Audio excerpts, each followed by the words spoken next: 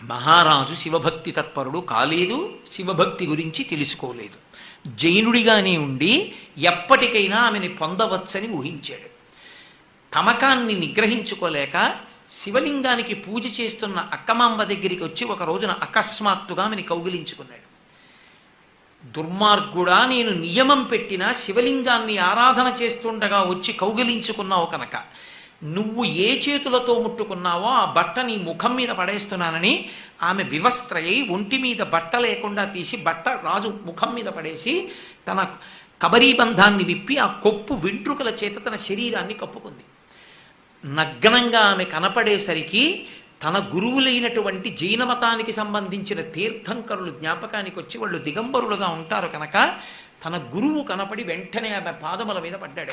ఆమె చరచరా బయటికి వెళ్ళిపోయింది.